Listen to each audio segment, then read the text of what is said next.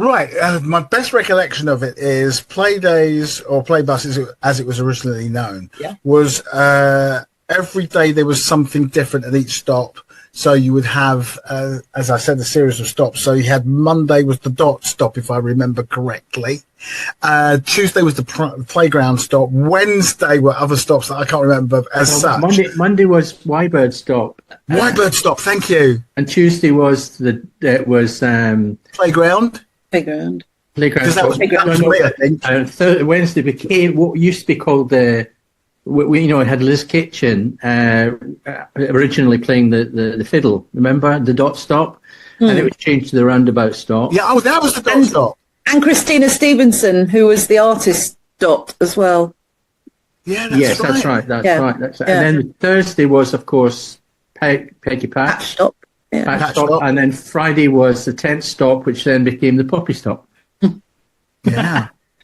So it was a series of stops, and of course the thing that linked all of those programs together was a bus that would travel from Monday right through to the Friday. So it was almost like a journey. But the big thing was that there were different stops, and there were lots of human being presenters who were regularly seen, and they would engage with the children at home.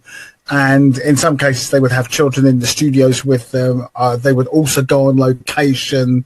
So it was a really wonderful type of program, again, for the under sixes. And that's kind of how I would explain it to people. Thankfully, we got experts around us who know more than I do. So thanks for bailing me out, you two. That was great. You've got a better memory than I have. I remember the roundabout stop. I'm not sure what day that was, but Wednesday, yeah. Wednesday, right, that's it. Yeah. My other one was I wanted to be on Play School. So I wrote to Cynthia Felgate when she was still at the BBC. Right. And I saw her. She called me in, and I think at the time she probably knew that she was leaving the BBC. I didn't know that. And she said, keep in touch. So I did. And so I would send her playbills and things that I'd written or, information about it and stuff like that. And she kept a file on people, on actors. So she really knew about them.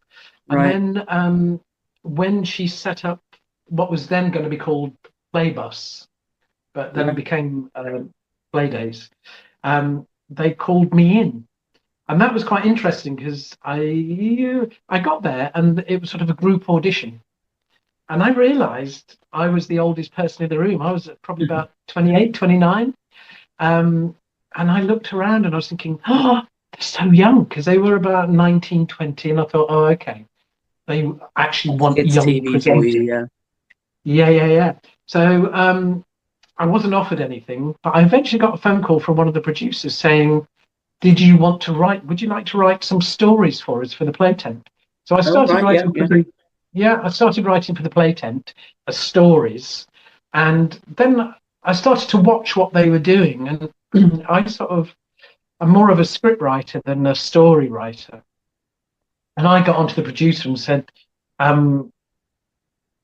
could I actually write the scripts? Just because the play tent, if you remember, that everything was getting ready for the story. So it was all connected to that theme. And I thought, actually, well, if you've got the idea of what the story is, it's quite easy to write the script. Everything so the producer comes to hand, yeah. The producer thought that was a good idea because it saved her a job. So I started doing that. And then I was at a Christmas party, as you do, and four that Felgate were running, and Cynthia had gone by then. She died. Sadly, she had cancer and went before her time, really. And she was lovely, lovely, lovely person. But the person who took over, I sort of bumped into, and I said to him, are you open to any other ideas? And he said, yeah. And said, why don't we set up a meeting? So I went to see this bloke, and Adrian, he was called. And I said, listen, I haven't got long because I've got a show in Oxford tonight. And he said, oh, are you an actor? And I went, yeah. He said, why aren't you on Playdays? So I said, because I think I'm too old. And I told him the story of the audition. And he went, nonsense. Next thing I knew, I was on the 10th stop.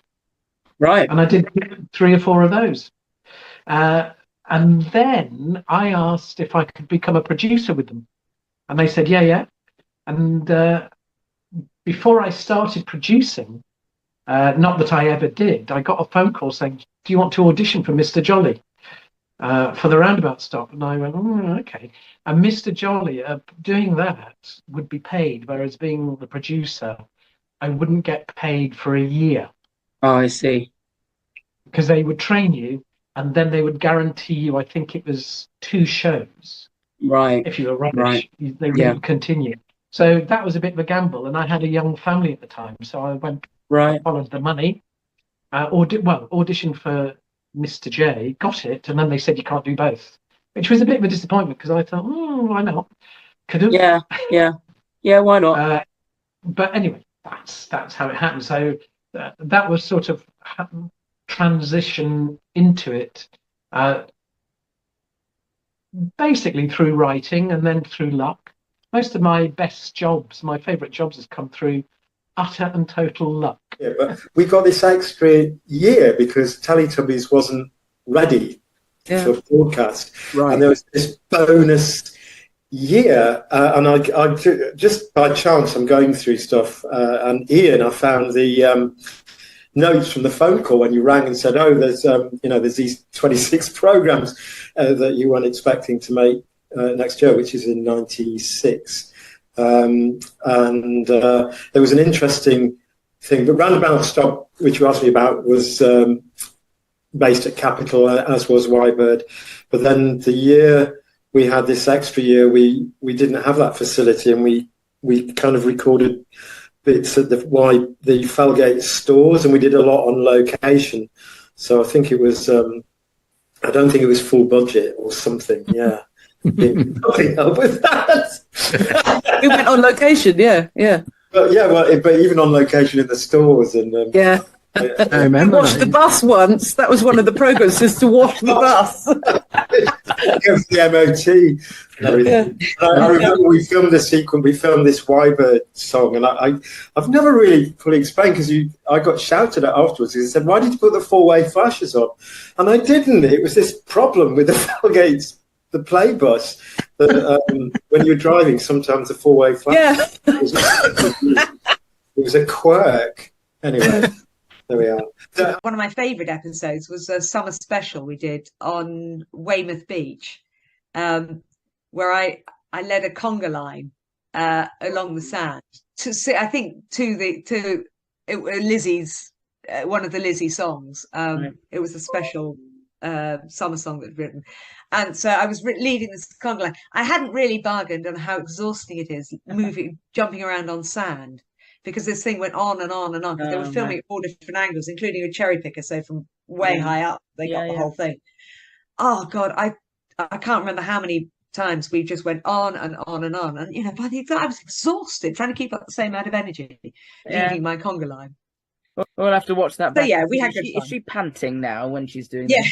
this? Is she still breathing? Yeah, absolutely. Yeah, with all these kids running riot. Is she still alive? Yes, and parents. Yes, still doing this.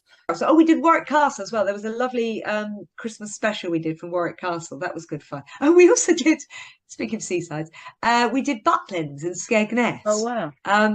That was fun. It's my first time I'd ever been to a Butlins, and that was quite good fun. Except there was some sort of arcade thing very close outside my chalet, which was playing the same tune over and over again. Yeah. So I was lucky enough to be picked to play Wybird. I was doing working Lizzie, and Eric, the bird, the small one, and in the roundabout stop, and.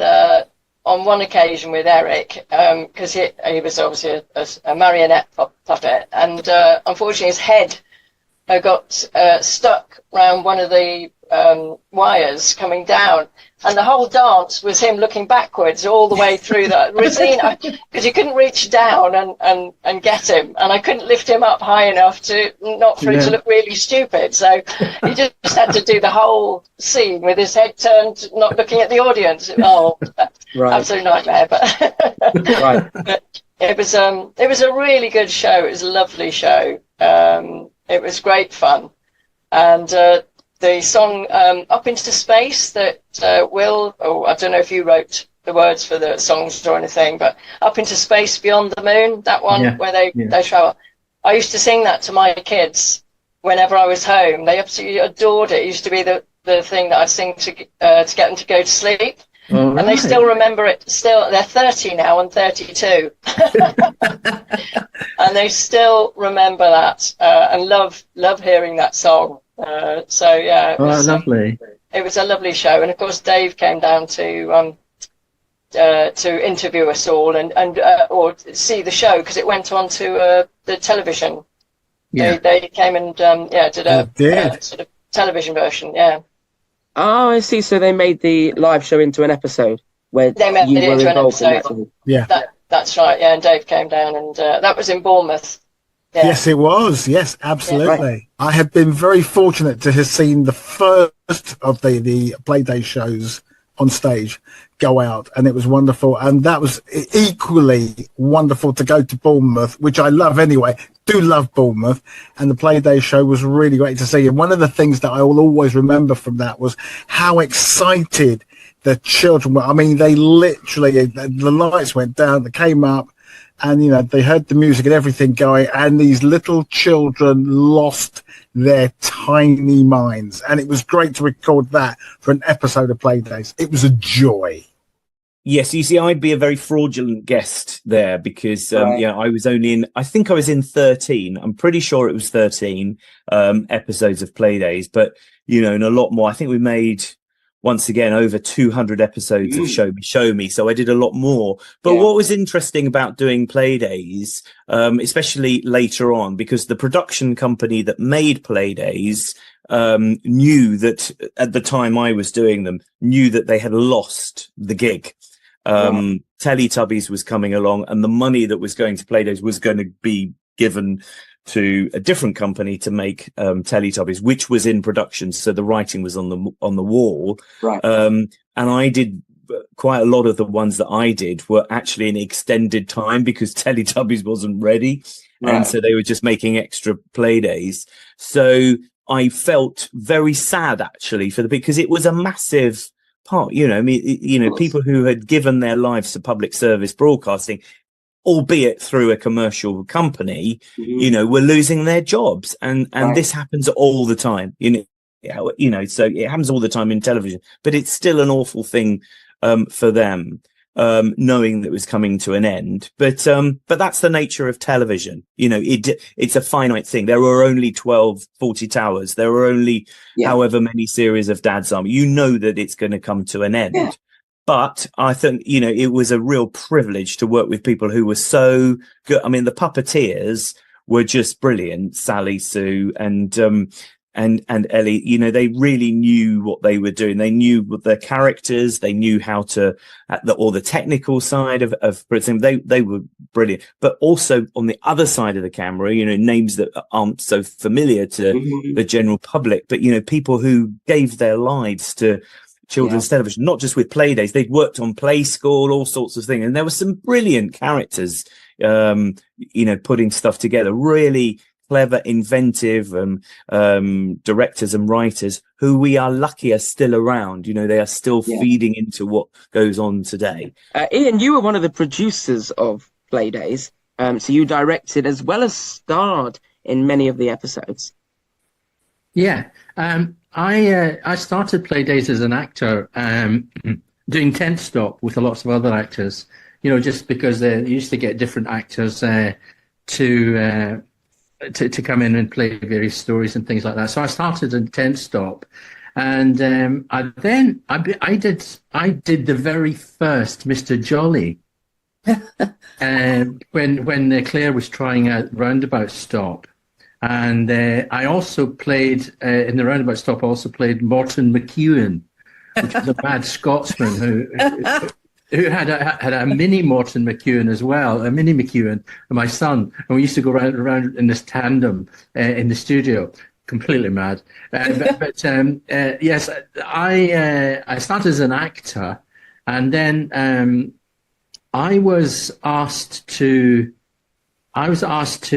put the first live show together of Playdays. They wanted to try a live show, and I had been doing some live shows, and so they asked me to produce, direct, and to write a live show for the theatre in Wimbledon, which was the Polka Theatre, and we were going to do it live. And it was and so I got a Playdays bus made and everything, and that worked. We could be driven on stage and all the rest of it, and we it was everybody wasn't quite sure whether it was going to work or not. The place was absolutely packed on the first day that it opened. The problem was that we'd worked so late the night before trying to get it on that the driver, the bus driver who was the presenter, I can't remember his name now. He lived in North London. He didn't turn up. He didn't turn up. Maybe it's best you forget it. And we had a theatre full of children waiting for the very, very all the producers were there as well from the BBC. They were all there because everyone was waiting to see how it was going to work. And he didn't turn up. And I remember having this chat with Andrew, Thomas. Andrew Thomas, yes, backstage, and I remember being on the stair of the Polka Theatre. He was panicking like mad, of course. And I said, look, I'll go on and I'll do some songs till he arrives. All right? I said, I'll just go and do some songs for the kids. You can't. You haven't got any bright clothes. Andrew. So I ran upstairs and out on stage, and I did quite a few songs with the children. But the bus driver arrived eventually, and we got the show going, and it was a great success. It was really good. And because of the success of that first live show, they asked me to be a producer of Playdays. And so I started doing, I joined forces with Will Brenton, of course, because Will Brenton became a producer as well. And I met Will Brenton on Playdays. Yeah. That's where I met him. We were doing a show with Claire, and Anne Ray was trying to keep us apart because she didn't think we'd get on. But we met on this, and we got on really well. And so Will and I were asked to redo the roundabout stop, which we did, and to replace the 10th stop, which we did with Poppy Stop, and then the year after that, I took over Wybird Stop as well. So I produced 3 of the programs in the end, and it was fantastic, a great learning curve for me, and set me up for the Tweenies, of course, which happened next. Yeah. So for you, what was it like actually working on such a big production with very talented puppeteers? Well, it was fantastic. It was a wee bit like theatre because we had mostly the same team. There was, obviously Trish and Ricky were the main presenters for the 10th stop, which is where I did my earlier programs. And then they had a kind of repertory group of actors, lots of us. Will was amongst them, Sue, me, many other people who came and went. But Sally Pressig, when I worked with her on the patch stop, we developed a really close friendship, and with lots of the puppeteers were fantastically fun and naughty. So the sense of humor, I don't know if this came out in your last podcast. Absolutely. When you talked giggled. We nearly wet our pants. We were laughing so much as presenters and trying to keep a straight face, while puppets in the background or in front of you were doing outrageous things all the time. It was a constant challenge. It was serious fun, and we knew each other really well. At the camera teams, we knew Viv, the wonderful makeup woman. We knew the catering staff who brought us butties in the morning. It was a very familiar kind of environment at Wandsworth Studios at Capitol. It was really, really lovely experience. So I've got one memory good from being on location. We did a program about horses, and the climax of which was filming outside Buckingham Palace for this Queen coming out in her carriage for the state opening of Parliament. So we were based on the Victoria Memorial for that. But prior to that, we had a sequence with this Metropolitan Police, because there's a Sovereign's Escort, which is 5 greys with the Metropolitan Police officers. They lead the parade in front of all the soldiers. And we met one of this sergeant at Wimbledon Stables, Metropolitan Police Stables. And we did a sequence, and then we were setting up for another sequence, and he started talking in a very candid, shall I say, and possibly not the most respectful way about the late Queen. We were just, do you remember it? And we said, he's got a bloody mic on. the facility, it's like a hot mic, but obviously we were very discreet. That was very funny. I remember an old friend I told about that, and he still remembers and said, "Oh, the traitor in the camp." He was slagging the Queen off a little bit, not treasonously. I just bring questions up. Well, I tell you, there was one episode. In fact, it was a very early. Will Brenton came on as a sort of not apprentice, but he was kind of, he wasn't taking over. He wasn't direct. He was learning the craft, I suppose. And he then was given one episode to direct, with me anyway. And we were at a playground place in Brixton, like an adventure playground, and the episode was about pets. And they wanted a shot of well, I know that's right. The kids that we had there were making cat toys, so they wanted some shots of cats, and they wanted a shot of cat walking through long grass and that sort of thing, and then playing with the toys.